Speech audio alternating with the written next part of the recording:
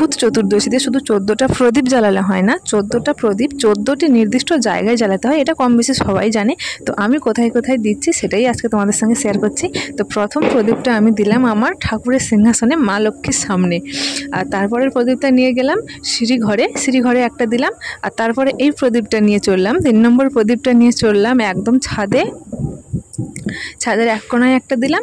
ছাদে একটা দিনই, ছাদে দুটো দিয়েছি, এই প্রান্তে একটা আর ওই প্রান্তে একটা। তারপরে প্রদীপটা নিয়ে ছাদের ওই প্রান্তে একটা দিলাম, দুদিকে দুটো প্রদীপ দিয়েছি ছাদের। এবার বাকি প্রদীপগুলো নিয়ে নিচে যাব, ওপরে দেওয়া একদম কমপ্লিট। আর তারপরের প্রদীপটা নিয়ে দিলাম সিঁড়িতে উঠতে, ওইখানে একটা দিয়ে দিলাম পরের প্রদীপটা নিয়ে। তারপরের প্রদীপটা নিয়ে চলে গেলাম একদম তুলসী মঞ্চে। তো আমি ঠিকঠাক প্রদীপগুলো দিচ্ছি কিনা তোমরা কিন্তু কমেন্টে জানিও, যারা যারা 14 প্রদীপ দান করেছো। আর তারপরের প্রদীপটা নিয়ে দিলাম আমার সদর দরজার দুপাশে দুটো দিলাম, একটা দিলাম না, দুপাশে দুটো দিলাম।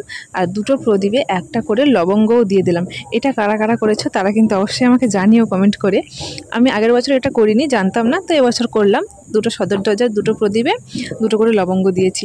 আর তারপরের প্রদীপটা নিয়ে দিলাম আমার রুমের দরজার সামনে, এক সাইডে দিলাম, হাঁটা চলা হবে তো তাই। আর তারপরের প্রদীপটা নিয়ে দিলাম আমার রুমের জানালায়। আর তারপরের প্রদীপটা নিয়ে দিয়ে দিলাম যেখানে আমরা জল রাখা হয়, খাওয়ার জল, তো ওইখানে একটা প্রদীপ রাখলাম। এখন আর মাত্র 3টে প্রদীপ পড়ে আছে। তো এই প্রদীপটা নিয়ে চলে গেলাম একদম ঘরের বাইরে একদম গেটের সামনে, গেটের মুখে একদম এই প্রদীপটা রাখলাম। থাকলো মাত্র দুটো প্রদীপ, এই দুটো প্রদীপও আমি নির্দিষ্ট দুটো জায়গায় দেব। তো প্রথমে একটা নিয়ে দিয়ে দিলাম বাথরুমের সামনে, একটা ইঁটের ওপর বসিয়ে দিয়েছি। আর এই প্রদীপটা কোথায় দেবো বলো তো? এই প্রদীপটা নিয়ে চলে